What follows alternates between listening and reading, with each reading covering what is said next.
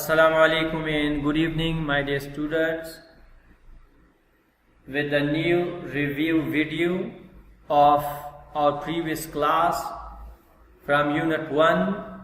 Name of the unit: subjects, predicates and sentences, and the topic was subjects, predicates, compound subjects and predicates.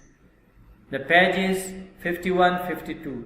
I also included your homework, which includes 53 and 54 pages.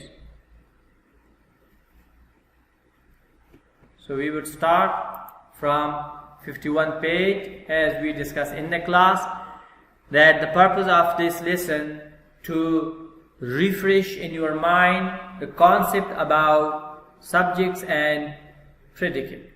So you know that subject has two kinds: simple subject and complete subject, and same case with the predicate: simple predicate, complete predicate. So simple subject is only the noun and pronoun in the sentence, the doer, the one who is doing action, and the predicate, simple predicate, is only the verb, and the complete predicate is all other words comes after the verb. It means apart from subject, all other part of a sentence include compound predicate, complete predicate. Now in the example, the noise, simple subject; the noise of the thunder, complete subject; and predicate, scared, is a simple predicate, and scared the children, complete predicate. So in the question they ask that you have to draw a line vertically between simple subject and simple predicate, and then simple subject you have to underline once and simple predicate twice. That was page 51, and same you have to do in page 52. Your job is to find out simple subject and simple predicate. Now simple predicate comparatively is easier than simple subject, simply because that simple subject includes other modifiers. So you can see that adjectives and all these things are included. So dramatist, you can see playwright's work. So you have only to pick up simple subject out of the complete subject and underline once, and simple predicate underline twice.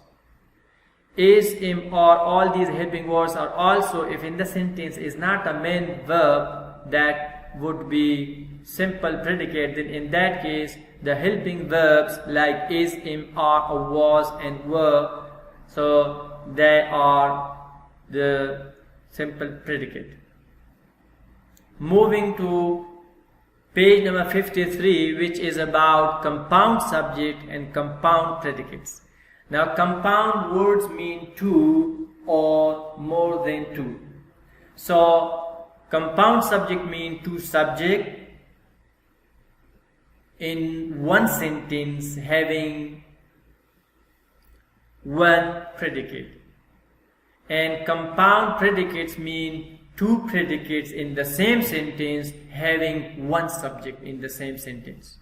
So in exercise 1 they asked to draw one line under each part of a compound subject and draw two lines under each part of a compound predicate. So you can see furniture and knickknacks are compound subject but once underlined, and resisted and accepted twice, because these are compound predicate. You have to keep in mind that we are not asked to underline the conjunction between these two compound subject and predicate. For example, Sally and Mike, so and is a conjunction. We are not asked to underline conjunction. No, only the subject, each subject. And the same case with the predicate, like resisted but then accepted. And we are moving now to page number 54, which is also include the same topic. Now you can see chord, wave, leaf. One more important point, that is compound include more than two. For example, number 19, basil, olive oil. So you see, and Hispanic. So these are 4 compound nouns. So it might be more than 2.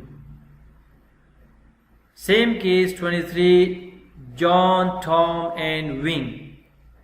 And same case 26, so we can go on and on. So you should understand that the purpose of taking these lessons time and again from all grade 3, 4, 5, 6, 7, that you should get to know a clearer idea about recognizing and pointing out in the paragraph, in the sentences, the subjects, complete subject, simple subject, predicate, complete predicates, and that would include all kinds of these modifiers that you should know. Hopefully you would have a clearer and more vivid idea about these lessons. See you next time, inshallah, with a new review video in the next class. Till that time, goodbye.